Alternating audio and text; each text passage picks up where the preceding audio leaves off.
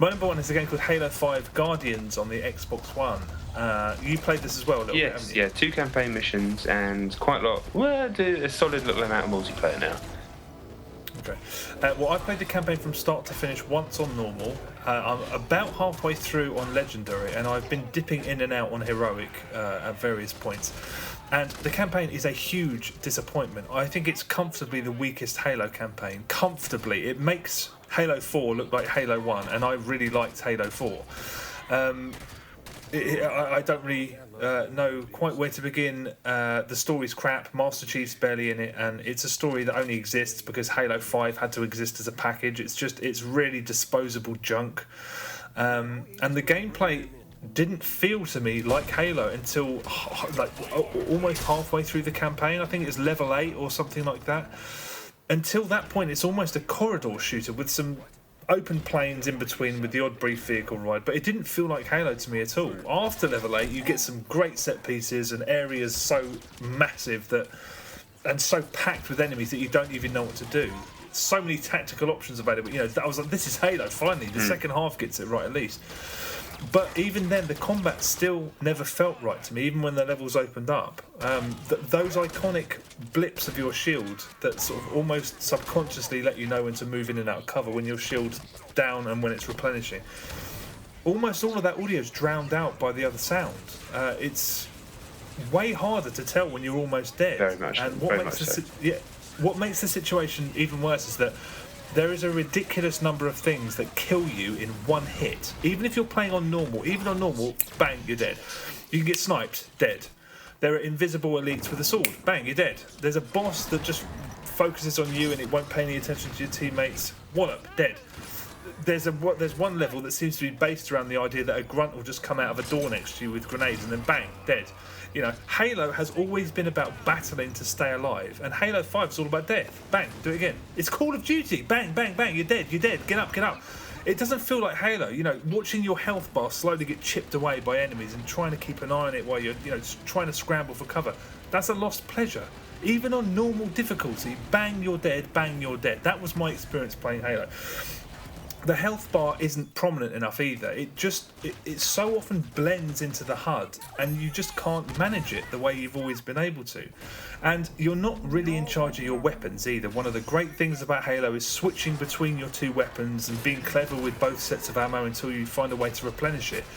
But there's so little ammo on every battlefield in Halo 5 that you're like Neo in the Matrix. Fire it until it's empty, throw it down, pick up something else, fire it until it's empty. You just keep doing it like that, and it would be fine if the Promethean weapons were a bit more fun to use, but a few of them really are not. The suppressor, that's the least enjoyable gun to shoot I've fired in ages. You know the one I mean?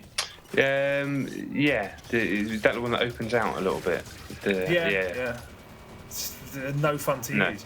And if you're playing on your own, the campaign, do not get me started on your AI teammates. I realise this game has been optimised for co-op, but I don't know why they didn't remove them if they were going to behave like this. Because for a series that's renowned for its AI, the idiots that you've got following you around, it's just... Occasionally they come and pick you up when you're down, but other times they just run over your corpse when you're asking them for help, or they queue up to try and revive you and get killed by whatever killed you. That is so silly. They're the most unbelievable. I did something today. I highlighted an enemy at the back of the level, like shoot that guy. He's a sniper or whatever. They all just ran like a little conga all the way over there. And they run, didn't they? Yeah. So it's like, what? I'm saying, that's unbelievable. Another thing that hasn't been sort of pointed out anywhere near enough is that apparently there are 15 campaign missions. There aren't. There are 12. 3 of those missions last about 90 seconds each and involve you walking up to a couple of people, pressing X, and then that's it. They're not levels. I did ask you earlier today if they had on the box, like, there are 15 levels, because if they were advertising it on the packaging, that would be quite something. But thankfully they're not doing that. Yeah, okay, well, that's good. I thought the campaign was just absolutely god-awful and not reminiscent of the Halo that I've known and loved for many years. But you quite like what you've played, haven't you? Yeah, I quite liked the first level. I was unsure. The move to 60 frames a second made everything feel a little bit smooth high-res PC game as opposed to kind of I don't know what it was. It just everything felt a bit unreal, and I don't mean Unreal Engine. I just do you know what I mean? But by the time I got through the second mission, which is the first Master Chief mission, and sort of the fight at the end of that, there's a bit where you go up in the Banshee, and then there's a good fight while you're waiting for something to happen, and I started to get my head around the new dodge mechanic and things like that. It didn't feel like the Halo of old, but I enjoyed what I played. It felt somewhere between Halo and Destiny with a little bit of Call of Duty. Yeah, I enjoyed it, but then again, every time I put it back on since then, I haven't put it on campaign, so I don't know if that means anything or whether I've just enjoyed the multiplayer. But I can't really pass judgment yet. I'm 2 levels in, playing on heroic. Yeah, and I haven't played classic Halo in years. But all the stuff you've just said, I'm like, that is actually my experience, dying quite a lot, and not battling.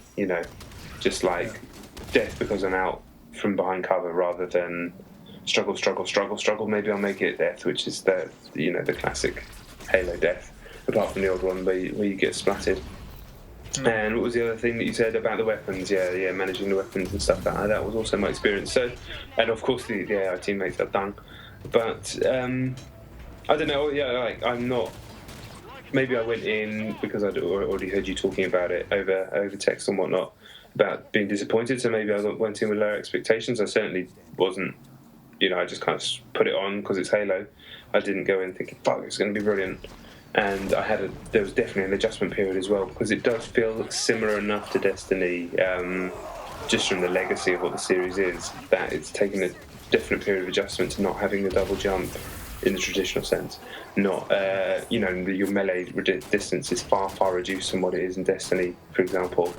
It's almost impossible, in fact, to play close quarters at all in Halo. In Halo 5, I've noticed, even in, I used to like playing as a shotgun player quite a lot in previous Halos, and it was possible, but here is because your health is a little bit more generous, I think. But here you just basically everything's played at mid or long range, it seems. But then again, I've only played 2 missions, so I can't really pass judgment. But I like what I played, and I'm happy to play more. and looking forward to it. But but definitely enjoy the multiplayer. So yeah, well, what do you think about that? Yeah, the multiplayer, they've definitely improved it. I played the beta many months ago, and they've made it feel like Halo again. It was way too fast before. You died too fast. The guns were a bit too powerful. And yeah, multiplayer's really it's unfortunate that Halo's always been an amazing campaign and amazing multiplayer, and now it's a rubbish campaign and a very, very decent multiplayer. Potentially a great one, but I haven't played Warzone quite enough because it still doesn't make sense at first. I'm disappointed by the maps in the smaller game type, because they're very, very similar, kind of dark and dingy kind of bases. They all look very, very similar. There's not, you think back to some of the most memorable. It definitely all feels very, very stripped down, very clean to be as esporty as possible. Nothing feels like you're fighting in weird places, like you say. Like in the previous games, it feels like you are. If you ever watch Counter-Strike being played, I mean, all the maps in Counter-Strike are just like streets, basically. Like whether they're slightly more blue sky or slightly more Middle Eastern looking, but they all basically look the same. From what I can tell, anyway. Someone will probably go, no, what about this level? But and so I think that's by design, because they want the minimum amount of fuss, because it's all about like what is happening on that, or on that battlefield in Counter-Strike. And it does seem like they've made every single concession and every single design decision for Halo 5, certainly in the arena mode, which is the 4-on-4 mode, to make it an esport. That seems to be exactly what 100% of their focus to be that. And they, that was clear through the marketing as well, through their presentations in the different, the shows and showcases and whatnot throughout the year. So yeah, I'm disappointed as well, but also I understand where they're coming from, and I must admit that as difficult as it is, I'm really enjoying how skill-based the this 4-on-4 mode is, and how demanding it is, and because like when you feel like you earned everything you get. So while I've been struggling and my KD is awful, the fact it's on dedicated servers, and the fact it's so clean and precise, and the fact that you really, really do need to work as a team, even if you're not communicating with them, you certainly have to stick with them and make sure you're never on your own, basically, because you're going to get fucked. I'm actually kind of enjoying it more than I thought I was. Certainly at first, I absolutely hated it because I was just running around Destiny style and just getting murdered. But I like how demanding it is. Whether I'll ever be good enough to stick with it and do any damage of it, I don't know. But it keeps pulling me back in. I keep switching on Halo 5 for a little lunchtime game here and there, and I'm not jumping on campaign. I keep going back to that arena mode as much as it's beating me down, but I feel like I'm getting somewhere with it. Yeah, that was. I mean, yeah, I wasn't massively keen on it. I've just got more. Every game I have, I like it more and more and more. Have you played Breakout Mode? Yeah, I've had one game on it because it cropped up in the arena mode for some reason. That was good. The single fight. I mean, that's. I mean, I think that's where Halo as an esport. I think it might focus on Breakout quite a bit. Yeah, that's how Counter-Strike works with the single life and things. Oh yeah, I mean, I mean, this might be an idea from another game, but I love the fact that it's team deathmatch, one life, round based, but there's a flag in the middle, so you can use it as an alternate route to victory, or you can use it just as a distraction. So I've had some really cool games where people were sort of throwing the flag around to try and lure enemies in, and you also when you pick the flag up, you don't take it to your base, you take it into your opponent's base, which is really cool. A way to sort of rack up. Yeah, it's a really nice way to rack tension up. Yeah. I mean, multiplayer is really strong. Warzone, it does make sense. It's just, I suppose, the chaos and getting accustomed to the requisition packs and stuff. That doesn't happen immediately. No, certainly not. But now I've got a handle on it. I've played it with people, but I'd like to play with something approaching a full team, not 12, but maybe a 4 or a 5. At the moment, it still feels like a load of disparate parts smashed together. It doesn't feel like an ingenious mode. It feels like they have taken Titanfall, they've taken League of Legends, they've taken Conquest or from Battlefield and just mushed them together. I'm going to play some more, and then you've had a couple, or have you had more than that? I've only had a couple on Warzone. I think the fact that we won both made me like it more. But there was one point where we were like, to explain, it's a 12-on-12 mode where there are elements where it's base capturing, conquest style, but there are also like AI drops on the map, some of which are grunts like Titanfall, but also kind of bosses. Like I don't know a huge amount about MOBAs, but I certainly know that there are like sort of big creatures on the map that you can go and kill for gold, as they are in those games.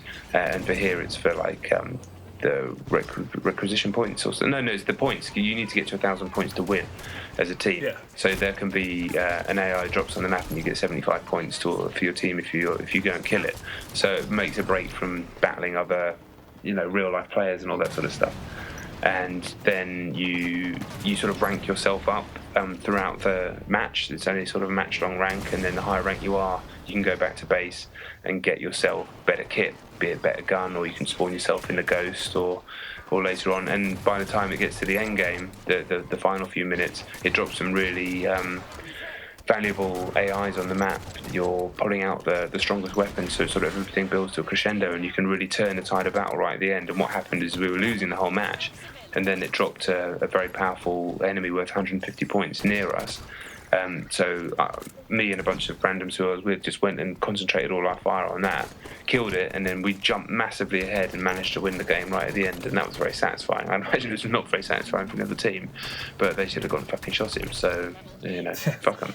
But that, from the beginning of that game where I was just getting murderized like a meat grinder, running into a base and there being 4 of the other team there constantly, and reminding me of my worst times on Battlefield. When it switched to that and sort of I started to understand it a bit more, I certainly see potential, but it's going to take a fair amount longer to really understand how good it is. But I there's a lot I like about it.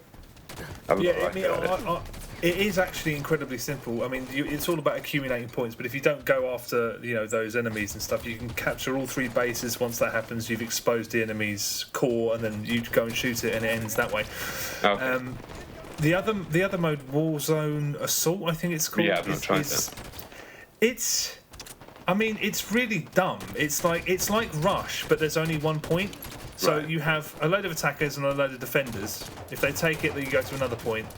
and it's normally just a massacre. It's like a meat grinder. I mean, it's not unenjoyable, but it's, you know, it's just incredibly simple. There might be more to it as you progress. I've only ever gotten to the second stage of that, but it seems incredibly simple. It's the complete opposite of normal Warzone. But yeah, it's multiplayer is the reason to pick this up.